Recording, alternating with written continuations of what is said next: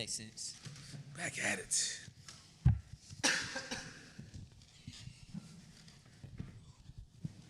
What's up, team? Yo. Yes, Gang, sir. gang. I like the way this feels Yeah. already. The gang is in the building. This is dope. Yeah, let's show some love real quick. What's going on, man? What's going on, Arik? How you good? How you doing? Doing good. We got George.Rose in the building. How you feeling? Miles, what's up, man? Welcome, Porsha. Hey, What up, bro? what's up? Hey. Yeah, so it's a good look. It's a really good to have y'all here. We appreciate y'all showing up, and we've been exploring this topic so far. For as we put out this new music, this great music that y'all worked on with the man Ace here on just the state of Christian hip hop, and kind of exploring the question of, it comes up a whole lot. I'm sure you've been asked the question. I'm sure you've been asked. We all, on some level, have been asked this question, like, yo, where's Christian hip hop going? And so we thought, man, the best way to answer that question is to really ask y'all, the artists, those who are every day building this thing, like, where are you going? It's dope. It's going where you going. It's going where we're going, those of us who are participating. So I would love to just kind of kick it off right there. Like, where's Porsha Love going? Period. Hey, kick it off. Honestly, I'm going as far as God can take me.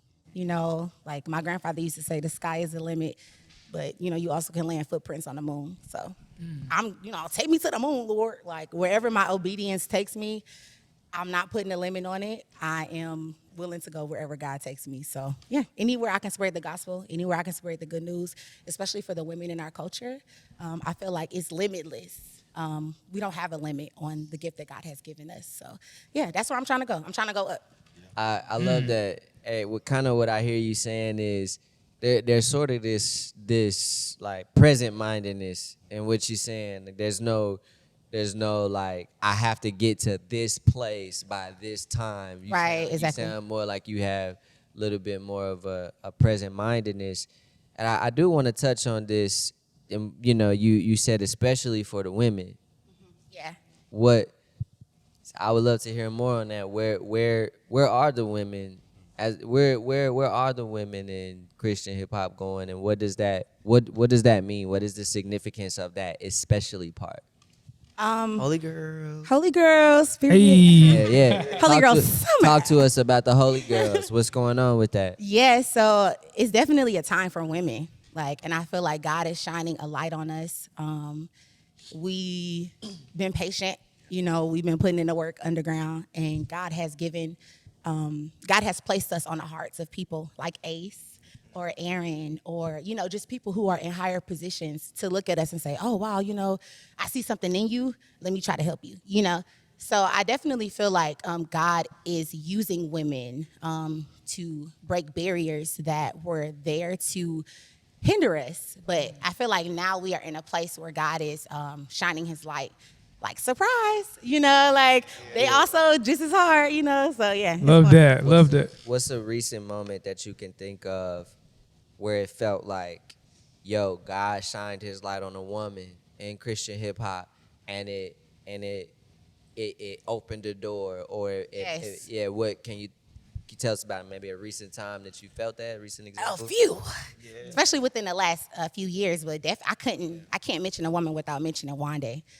So when Shout out God, Wande. shout out to my Shout out sister. to Wande. Period. One day. Win gang. But definitely, God using her to make history in our space when we didn't know that it was possible. Like, women can't sell tours or go on tour or, go on shows or just hang with the fellas on a record.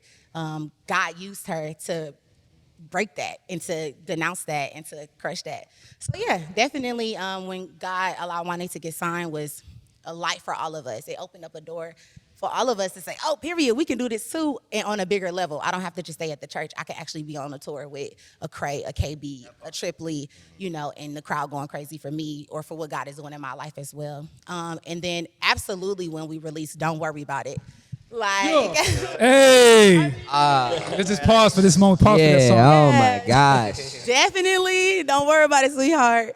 When we dropped that, that was like groundbreaking. The chemistry, shout out to Dre, Hunter. The chemistry in the studio that we had was unmatched. The chemistry that we had in the video shoot was unmatched. What was the chemistry? Because I remember when the playlist got turned in. Yeah. It's always a beautiful experience. And Ace has this thing where he is the undersalesman of undersalesmen. Like Ace will hand you something fire, and he would just slide it to you like, I don't know. What do you think? So I remember when I got the link and I'm listening through the folder, you know, and I said, hey, man, look, you got to preface before you. You can't just do that. You got to tell, So I'm just curious, what was the chemistry? What was the making of that record? Yeah, I mean, shout out everybody involved. Wes, Quentin, Dre, Porsha, Wande. We had a record, a beat and a hook I did that was sent by Wes. And we just heard it, and then Dre kind of repurposed it, and I was like, this is definitely Porsha and Wande's. Me and Dre were pretty much set, like, this is Porsha and Wande's record. And this is y'all's record, and it wasn't like assigned that beat. Well, it was like it came in, and y'all were like, nah. Yeah. I mean, it was low key. It was made for someone else in another situation, another duo. But me and Dre were like, nah, this is Porsha and Wande's. Yeah. So we did that, and I mean, it's worked out great. It was brought to the studio. The chemistry was amazing. And, I can't take too much credit for it. The ladies killed it. Even the video direction, your touch, like just seeing like a black woman represented so well and authentically in the Christian hip hop space, which hasn't been done to the highest level.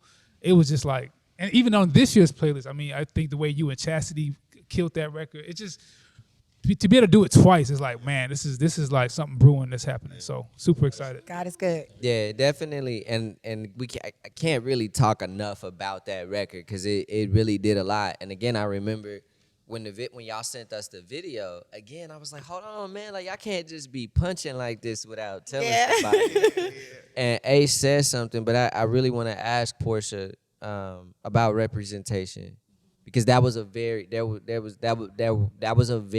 representative video.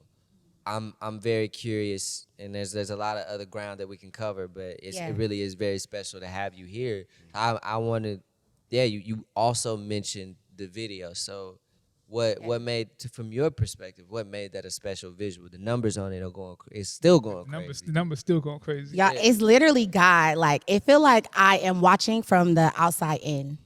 Just the things that God is doing, even with the song "Don't Worry About It." It's like I'm a bystander.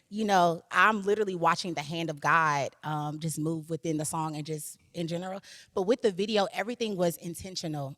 We were intentional about making sure every location we had was Black owned. So the first location was the beauty supply, which for every Black woman, we love the beauty supply. Like, as a child, we grow up with the Blue Magic grease, the Press-A-Comb, the Bobos, all that. and we get it all from the beauty supply store. Shout out Blue Magic. Yeah, period. We need a sponsorship. It'll hold you down for real. Right. Man. Roll it to your Literally. back. The hair will be down to your back. They're not sponsoring me. But like, just the nostalgia of a beauty supply, even as an adult, we definitely wanted to put that in. Shout out to Zoe. They're a Black-owned beauty supply in Atlanta.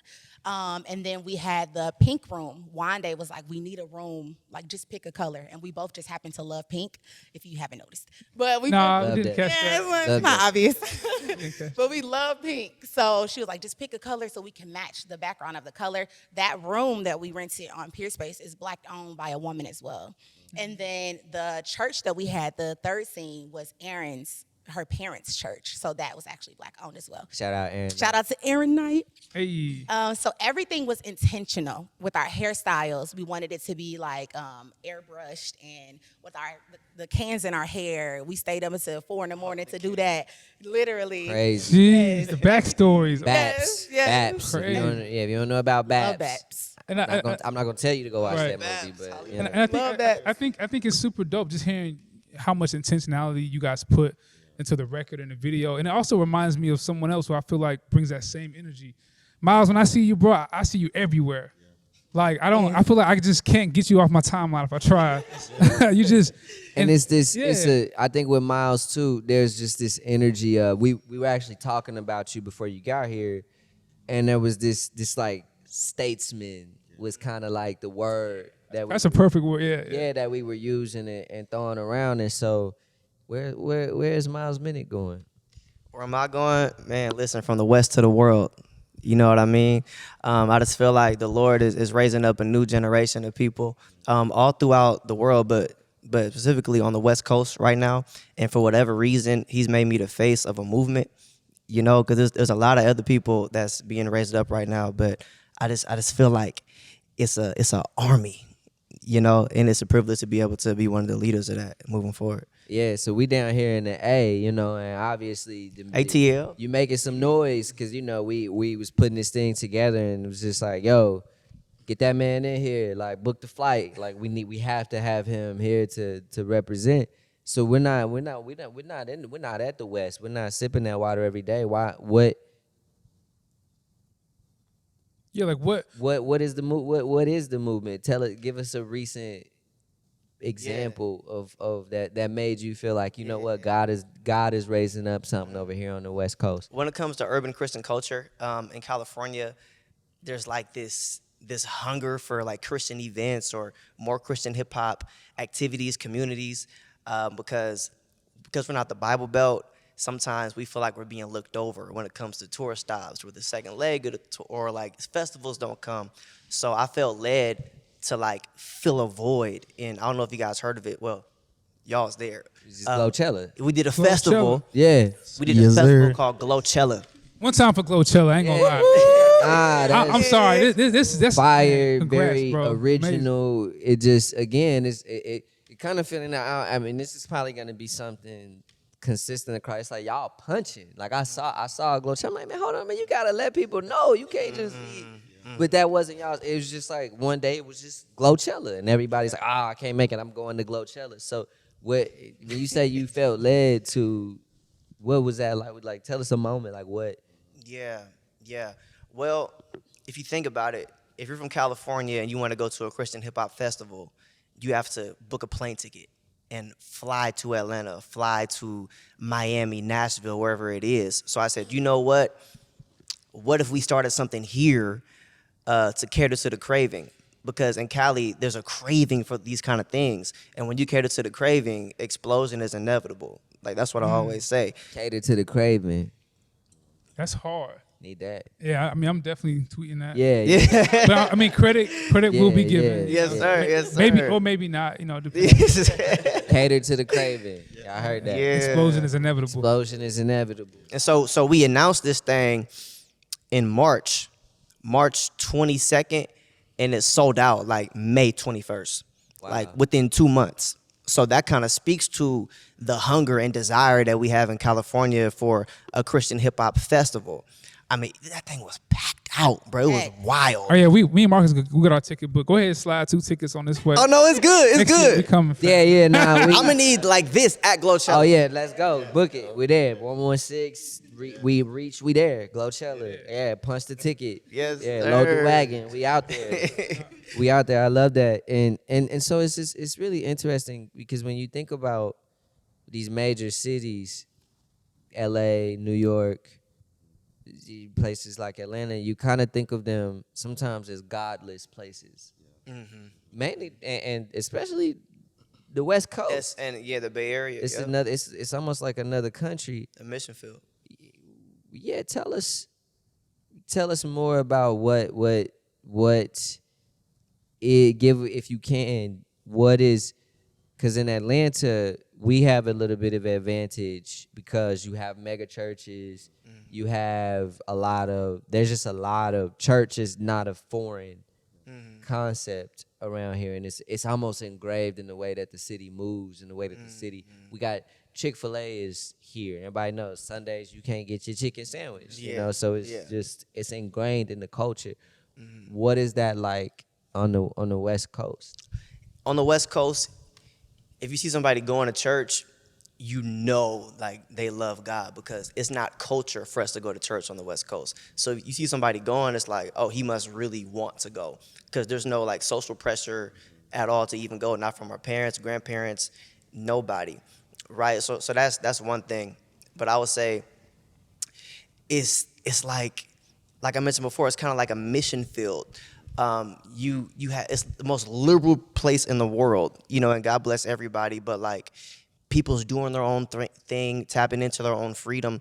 But I feel like as a believer right now, there's like this boldness rising up in California for us to stand up for what we believe in, because a lot of people are standing up for what they believe in, but it's like this wave of Christian culture that's starting to make some noise, to where people in the streets, like even rappers on the radio, is like starting to tap into the movement, what we're doing out here. Like, how do I get involved with that? How do I become a part of Glow Nation? I mean, these people is like popping like secular artists, like trying to tap into it. So I feel like the more we shine our light, the more it will like attract. Yeah, attract people in. I love that. It's shout out to the West Coast. It's really endearing. Yeah, definitely. It's keeping that energy going. I just feel like there's a movement that's happening with different pockets of artists. I mean, I can't get you off my timeline either, George, honestly. I mean, and just like, because I think everybody that's here is here because you guys are authentic about y'all's faith. Yes, sir. Yes. You are dope creatively. Thank you. And y'all go hard in the paint. I ain't gonna lie. Like, Thank you, you guys thank you. work Yeah. hard, which is an understated thing Yeah. in Christian culture. It's like, hey, pray for it, God's gonna make it happen. Yeah. Me and Marcus come from the school like Yeah. hip hop and basketball culture. We're like, you got to kind of put in that Yeah. hours in the gym. So Yeah. talk to us a little bit about where you are and like Yeah. the work you've been putting in and what God's doing. Yeah, where's George.Rose going? Man, first of all, this is an honor to be here. Y'all gonna make me. I'm a crier, so It's all good. Yes, You know, sir. So we- now that's- we're gonna but- make you have to. We're gonna try to make you. you know, just to be here is a kind of like an understatement. Just to be here with my friends. That's what I care about. You know, you got everybody out there is my friends. High 350. But to know where God has taken me, I was in the mainstream years ago. So CHH is new to me. I'm a pastor's kid, but I was signed to these two producers named Playing Skills. They got a Grammy with Lil Wayne and T-Pain, and they did the record Riding Dirty by Chameleon. Yeah. And so Okay. you know, this was like in like 2011. I literally was making beats in my room. You know, I'm a dancer professionally. I went in to dance for one of their artists, and then they found out I did music. And next thing you know, they invited me to the studio. Next thing you know, I'm going to LA with Red Food from LMFAO. I'm with Lil Jon. I'm literally, you know, learning how the game works. You know, there was times where, you know, I'm seeing things like, this is how it is. And so through all of that, through my testimony, I ended up walking away from it because during that time I was hooked on drugs and stuff like that. Left it, got into children's ministry, me and my wife. Then God told me to go back. He was like, but I want you to go back Christian hip hop. I was like, all right. So I met Dayton when I was in the secular. It's crazy. Dayton was my first introduction to CHH, produced for him. I came in as a producer. And I learned that being a producer holds power.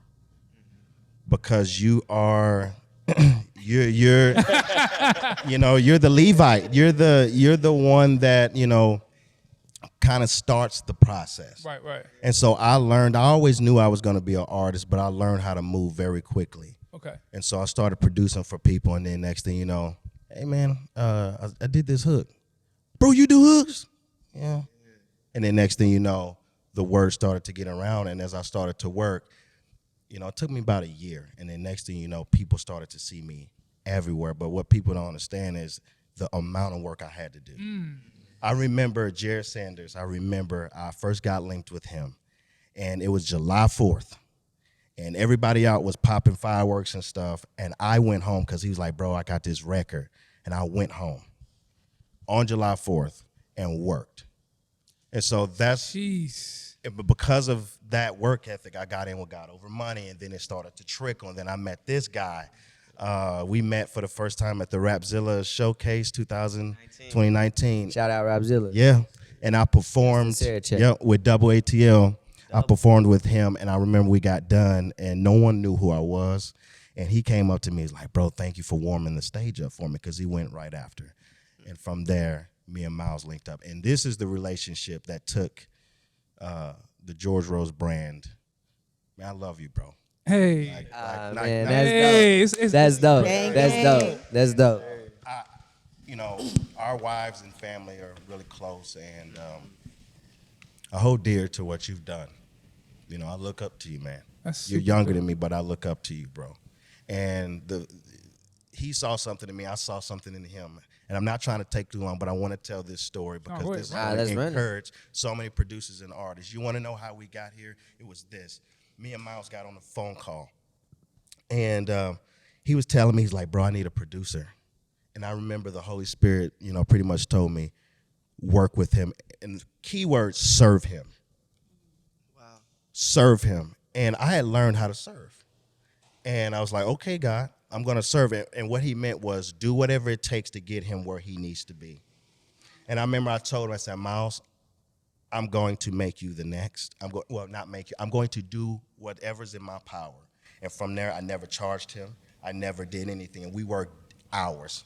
And we did our first song, Top Notch, and we found out we had this chemistry. Yes. And from there, it was up. So to all the new artists, producers, find somebody to serve. Yes. Serve somebody. Oh, okay. Serve. Man, you talking that. So that's Facts. the biggest key is serve people. Uh, Don't look for nothing. Just serve. That's how Drake and 40. How do you think all that timber? How do you think it wasn't like, hey man, I need $10,000 for no? It was like, hey, I see something in you. Let's build. If we crash together. Build. That's the word. Together. wait a minute. So Wait a You gotta- minute. Go ahead, man. Go ahead, Mark. What? I know that's marinating, so I'm gonna just. Go Nah, ahead. I just wanna, that's, I think I'm resonating with that because there's this interesting. I love your story. I wasn't familiar with your story, and it's really cool to hear. Sometimes there can be this thing, and it is what it is. If you have sort of mainstream credibility, or if you have any foot over there, then that sometimes feels like it gives someone authority or value in a certain type of way. And I mean, it is what it is. I'm not gonna say one thing or the other about it. However, it is just really cool to hear your story and your background where those things are not. It doesn't sound like a bargaining chip, but it sounds like something that you filter education through. You filter professionalism and a real understanding of what it takes with the music. And we need so much. I think that's so valuable because we need that. We need people who know how the sausage is made. that's my heart, and that's why he's here.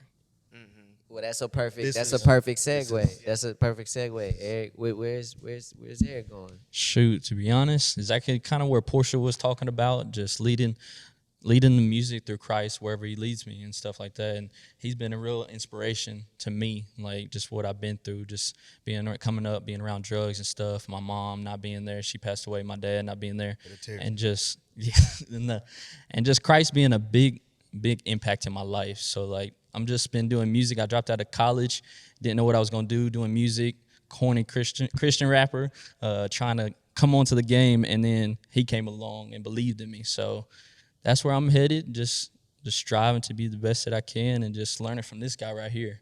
Most definitely. They Love got you, a bro. bop on the playlist. Love you, this bro. year. They got a bop, yo. Let's talk about Lunch table. There's lunch table. That I cannot Appreciate wait you, for bro. people to I can't wait. to hit it. It's another one of them things, man, and I think it came up in in another conversation that we were having is the topic of collaboration. Sir.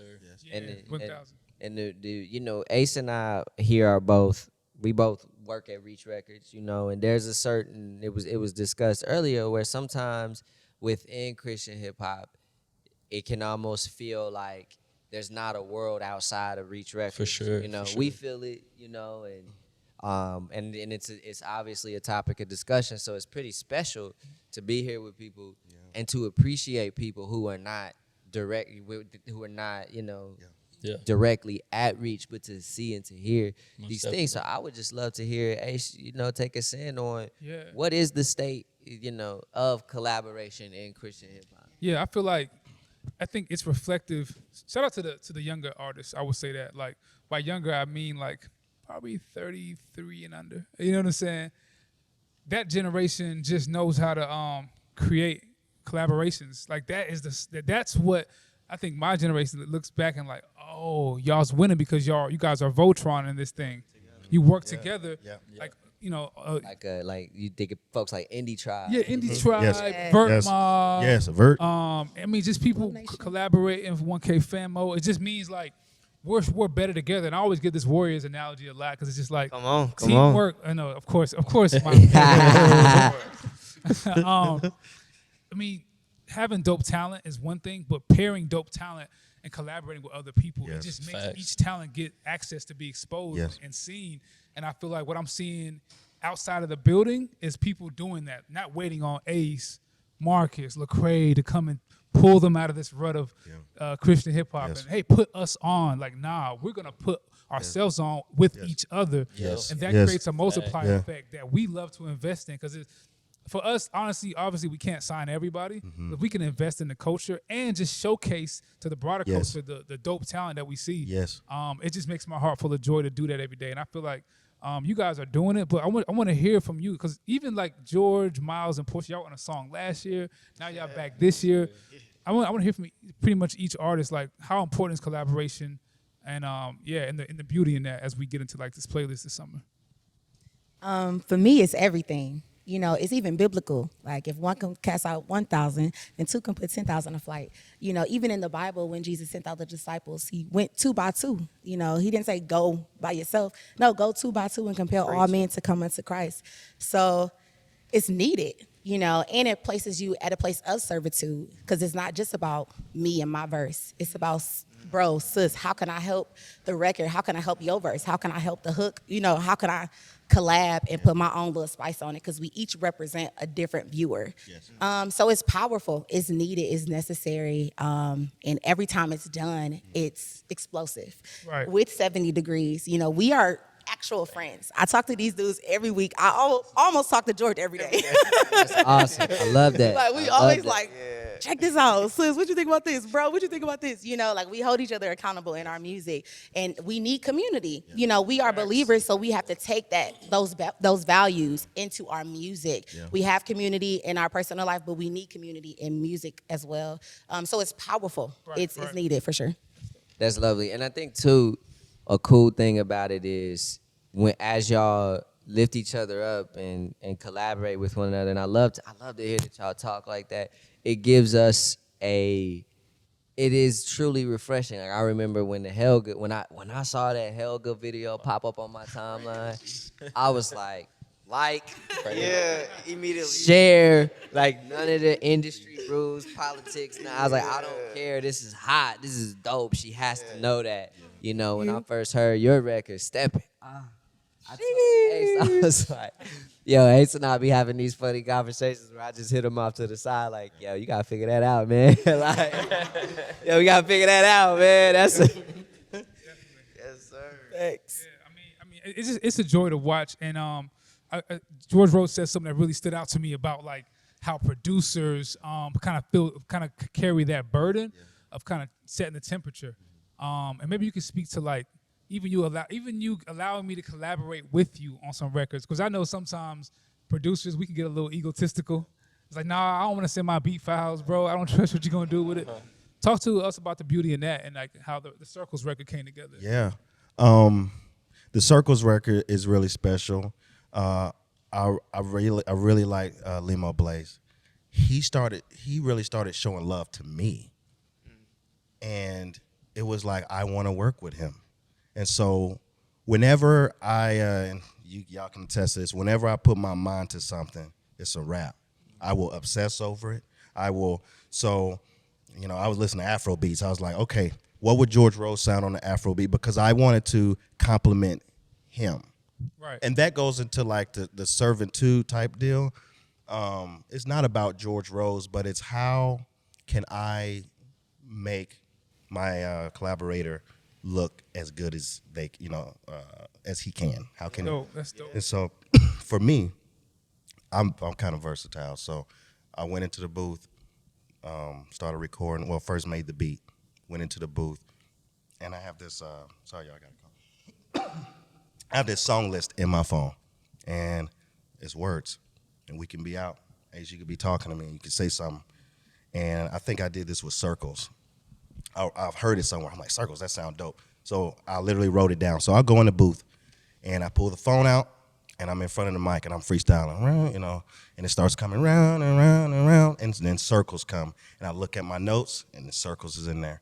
Crazy. And so that happens, and I send it to Limo, and then he gets on it, and then we sent it in, and I know you was going through a rough time during that time, so I wasn't able to reach out to you. I remember I sent it to Limo, was like, hey, you still need to send this in, because he sent it in. And then I got in contact with Dre, and then you hit me up, which I've been waiting for that day. I just want you to know, I've been waiting to do a collab with you, man. So it was an honor to be able to collab with you, and you took it. And Yeah, I mean, Dr. Dre said this, man. Classics are made in community.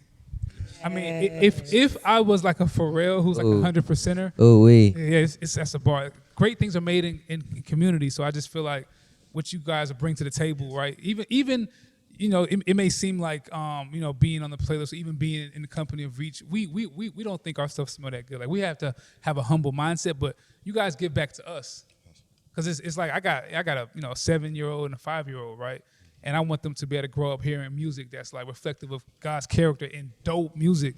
And what you guys are doing just kind of like fans that flame and keeps the community and the growth going. So I'm encouraged by not just y'all's talents, but y'all's heart for Jesus, man. It's really, really inspiring. amazing. So It's an honor, for sure. Especially even being here, like, with my friends and Ace. Like, we go back since 2019. 2019. Yeah. I've been rooting for you. Yes, Heavy, Ace been so- rooting for me for a long time, y'all. And I was able to, some stuff ain't work out. He was like, nah, that ain't hot. Go back and fix it. And I went back and I fixed it, you know, and I was able to, like, get myself together and become a better writer and a better artist. But Ace never gave up on me. So, Ace, I just want to give you your flowers now and say thank you. Yes. Thank you. Thank you for just believing in what God put inside of me, because, you know, because of that, I'm here. So it's an honor. This is really, it's really cool to kind of sit in this in real time, because if you're not in the group texts, then, or you're not a part of that process, then you may not, you just don't have that awareness that things are going on like this. And so I would pose the question, in what sense can the collaboration go further? In what sense can the unity that y'all are experiencing and obviously building together, in what sense can it go further, or what's it gonna take within Christian hip hop for it to go further? Yeah, I think one thing that we could do is, like, just put aside all the politics, all the cliques, all the egos. You mentioned Golden State Warriors earlier. The thing that makes them click is there's no egos involved. Steph, being one of the hottest superstars in the world when it comes to sports, he was able to share his spotlight with Kevin Durant. And when you brought Kevin Durant, they almost three-peated. You know what I mean? But I think sometimes people could be so focused on their career, their path themselves, that they don't want to share the wealth or even bring somebody into the team to, you know what I mean? Like, I think that's the thing. What would you say to someone who says no? Like, nah, that's why would I do that? Why would I if I had my situation and I look at myself in the mirror, I jam my own tapes, and I think it's dope, and why would I share that with you? No. What? Because I'm sure we all to some extent understand that none of us are above ever having that thought, and that it does exist. How? Yeah, like, Arik, I want to hear, like, what if somebody says no, like, to you, and somebody they see you on the playlist, and they're like, and you try to work with them, and they're just like no, like, how do you wrestle with that? I guess just to respond to that, just show them love and just try to keep on showing them the music and just tell them, you know, this is what I'm doing. If you don't want to rock with it, I'm still rock with you. And no matter what, just show them love and grace. Where does that, and where does that come from though? But we probably as believers, I think we could all probably say the answer to that question. But where does that posture come from? I guess just from experiences, just believing in Christ, just receiving the love that He's shown to me throughout my life, and just knowing that nobody's perfect. Like, I'm still gonna do, I'm still gonna sin. I'm still gonna do different things, and they're just a person as I am a person. So I mean, I'm just gonna treat them the same with love and grace as He would. And I got friends that don't believe in God. That doesn't mean I treat them any different. They don't. Some of them have hit me up, said that they don't like Christian music, but my story inspired them. So like just stuff that I've gone through, not all the time talking about just Jesus, but like what He led me through and stuff. So That's dope. It's the George. I saw some reaction out of you when I asked I would love to hear your take on that as well. My mother would always tell me, and still to this day, George, you can't take everybody with you. As Shout out, Mom. and my dad too. It's Mama Dukes. and it's like you want to take people with you, and sometimes it be your closest people, but sometimes you just have to let them go. Not in a sense of I'm not here for you, but I have to go get what God made for me. I've given you. It's kind of like I can set the table for you. I can get you a nice chair, but I can't make you sit down. And so that's what I struggle with. I want it for people so bad. What I hear in that is a sense of confidence, a sense of value. And as that's something I've always been curious to hear from artists who do Christian hip hop is and again, there is a way to answer the question that we all that general understanding, and it's okay if that's the answer, but where does that sense of value come from to where because to be a Christian artist, I mean, it's no secret. Behind the scenes and on the scenes, rejection can be a pretty regular part of the lifestyle. Where does the confidence come from to just up and say, you know what, Glowchella, never seen it before. I know that in my city, Bonnaroo and Coachella and all those things, that's what the general person would probably want to. But I want to do something different. Where does that confidence like actually come from? To know that some people ain't gonna sit down at that table. Yeah. Well, for me, I heard Bishop Jake say this one time. He said, rejection is just redirection, right? So whenever I get rejected by some organization, some opportunity, I know that's God pointing me to a different door, right? And even with that, if I get rejected, I try not to get discouraged because I know what God told me about me. Like, I have a pretty good understanding of who I am, what He's called me to do, and I know God is with me. If God be for me, who could be against me? Yeah. You know what I mean? So if somebody says no to me, it's just another thing checked off the list that God didn't want me to do. You know what I'm saying? And then we keep it pushing. That's awesome. First of all, are you supposed to be doing music? That's the question you got to ask Tough yourself. question, brother.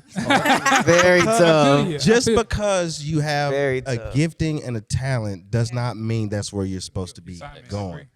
And one of the biggest things I live by is, what did God tell you to do? And if you don't know, go ask, go seek, because that's a big deal. Because if He's giving you the go, then you good. What you got to worry about? I know from my life, I got the green light. And, I know, I'm a pastor at heart, but I can tell. That's great though. Right now I'm pastoring with music. And so I have all the favor on me. God put me on, just like, the song me and Miles got together. But I got that green light from Him. So there's nothing that could stop. like when I talk to you guys are, man, you guys are amazing.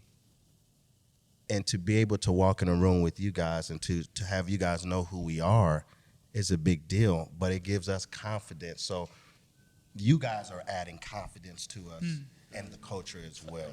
Yeah, and I think that's one of the cornerstones of, to kind of circle back and kind of like the cornerstones of being unashamed is about being confident in who you are and whose you are. Be confident in what you represent. So when you walk into these rooms, yeah, be dope.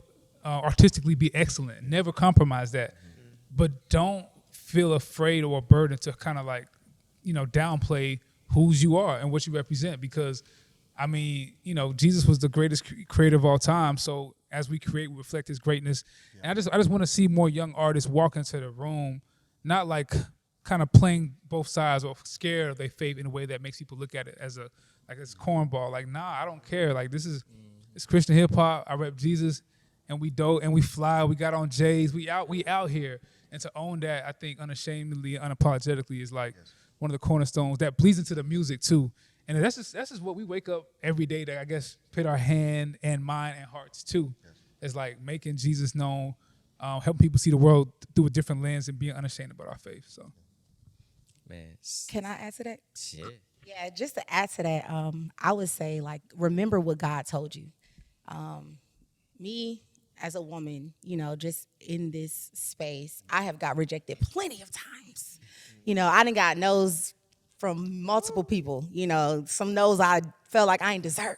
It's like, Lord, I done worked for this, but I didn't get this, but it was God's will. So in the midst of that, you have to remember what God said and know that he cannot lie. It's not that he don't lie. He can't lie. So God, even if my situation doesn't look like what you said, I'm still gonna believe you. So, because as artists, we have those moments where it's like, I'm doing this in vain. Like, I'm producing, I'm working out, I'm eating lettuce, trying to get right for these shows. It's like, ain't even no shows happening. It's like, Lord, Shout out why to am the I doing vegans. this? I'm drinking water. What is going on? It's like you working, but you're not seeing the fruit of your labor. But it's like a bamboo tree. And if I'm not mistaken, like when you plant a bamboo seed, it grows for 7 years before it starts to sprout. But when it grows underground before it starts to sprout for 7 years. Okay. The foundation, yeah. But once it starts to peak, it grows like 4 feet every week or like every day. Like it grows immensely. That's crazy. So it's like that, yeah. There it is. Wow. Boy. Big nug. Tweet that. Big nug. But it's Love like that. that, Love it's that. like you don't see the fruit of your labor but when it's your time, Oh yeah. It's your time. everybody gonna see it. go You know what I'm time. saying? It's gonna be your time, and you go gonna see that fruit. So you have to stay consistent in remembering what God said. Yo, that's awesome. And again, there's so many different things covered in this conversation. I think folks who watch this will really be blessed and really be encouraged. Thank y'all. Thank y'all for making Appreciate this you. Absolutely. You already know, man. Thank you. Hey, stream stepping Yes, Stream sir. stepping. Yes, sir. and circles and lunch table. And what's your song And called? circles. It's lit. Love so sweet. Love so sweet. Circles. So Let's get it. sweet. Period.